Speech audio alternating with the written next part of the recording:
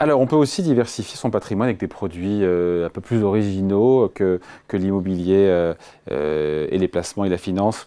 On pense évidemment aux grands crus, les voitures de collection, encore les montres de luxe qui peuvent aussi constituer des placements intéressants dont la fiscalité, c'est tout l'objet de la vidéo d'aujourd'hui, doit être maîtrisée. Bonjour maître. Bonjour David. Maître Jérôme Barré, avocat associé au sein du cabinet Yards. Les collectionneurs de voitures anciennes et de montres de luxe, est-ce que c'est un bon filon quand on s'y connaît? Écoutez, oui, c'est un très bon filon. Une fiscalité en matière de plus-value qui est une fiscalité, je ne veux pas dire plaisir, mais qui est intéressante et qui considère ces objets comme des objets précieux ou comme des objets d'art. Et dans certains cas, ça peut être totalement exonéré. Bon, est-ce que n'importe qui, comme ça, peut se proclamer, s'autoproclamer collectionneur?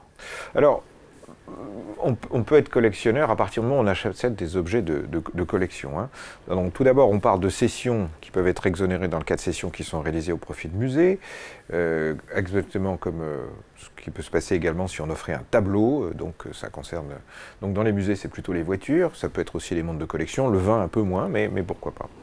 Ensuite, tout ce qui est cession de ces objets d'art, c'est une option entre soit la plus-value au sens habituel où on l'entend, c'est-à-dire qu'on déclare la différence entre le prix de cession et le prix d'acquisition, on y ajoute des frais, et puis au bout de 22 ans, nous n'avons plus d'imposition du tout, mais on continuera à payer jusqu'à 30 ans la CG-CRDS éventuellement, et puis on a le choix, pour les voitures également, et les vins et les montres de collection, de prendre un taux qui est celui de la taxe forfaitaire sur les œuvres d'art, qui est de 6,5, qui lui est pris sur la totalité du prix de vente. Oui. Donc il faut faire un calcul. Bon, et qu'est-ce qui se passe si j'ai pas le temps de patienter pour voilà, conserver mes vins aussi longtemps dans ma cave, à supposer d'ailleurs que j'ai une cave? Alors, oui, effectivement, on a la possibilité de faire du placement vin plaisir par des plateformes qui vous conservent ces vins. Et donc, dans cette hypothèse-là, vous passerez soit vous payez la plus-value, donc là il y a un calcul à faire, la vraie plus-value, soit vous payez la taxe forfaitaire sur la totalité du prix de vente. La difficulté, notamment pour le vin, qui est extrêmement regardé par l'administration fiscale, notamment dans le cadre des enchères, c'est de vérifier si oui ou non vous êtes un opérateur occasionnel, c'est-à-dire un particulier qui vend son vin.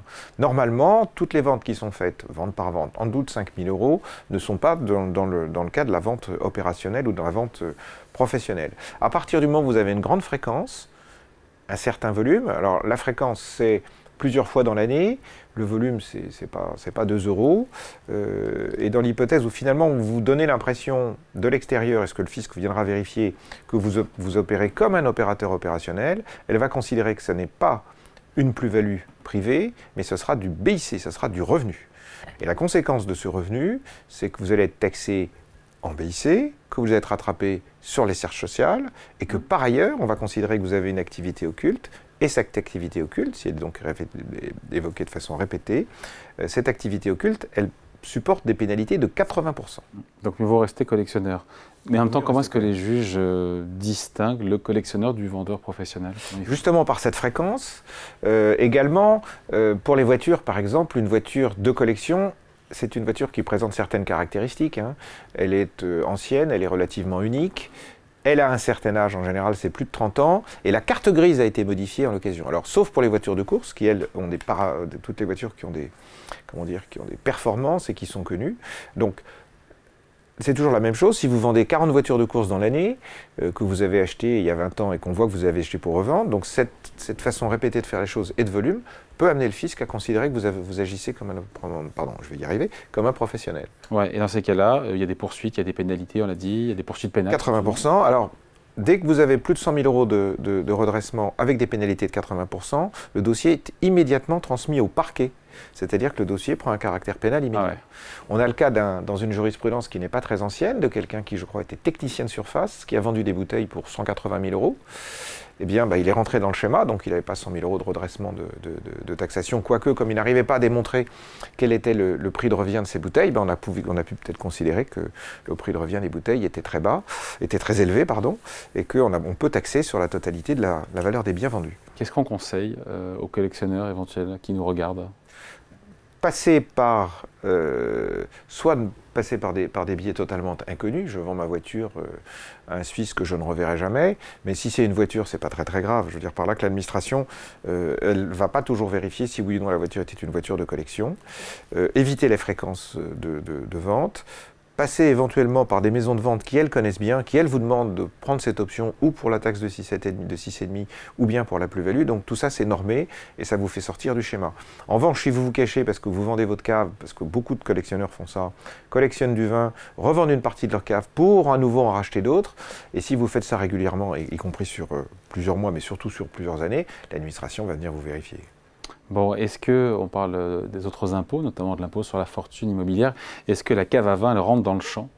Alors la cave à vin ne rentre pas dans le champ, mais quand vous souscrivez aussi par l'investissement plaisir, parce que beaucoup de producteurs aujourd'hui, que ce soit en Champagne, en Bordelais ou en Bourgogne, ne peuvent pas acquérir la terre. Donc on constitue des petites sociétés civiles qu'on appelle des GFV, des groupements fonciers viticoles, qui sont l'acquisition des terres sur lesquelles l'exploitant agricole viticulteur va intervenir. Et bien dans ce cas-là, vous rentrez dans l'assiette de l'IFI, et également dans l'assiette des droits de succession, mais vous avez une réduction de 75% pour ce type d'investissement, dès lors qu'on est sur des baux à long terme. Ok, donc en tout cas, on peut se retrouver à investir dans le vin et être mécaniquement, ou pas, en tout cas, taxé à l'IFI. Oui.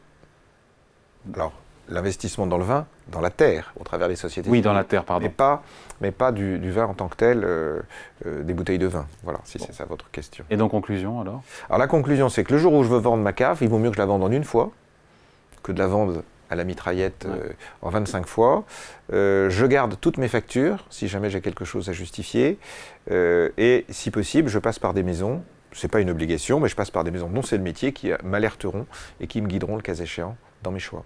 Voilà, avis donc aux collectionneurs. Merci beaucoup. Conseil signé Maître Jérôme Barré, avocat associé au sein du cabinet Yards. Merci. Merci David.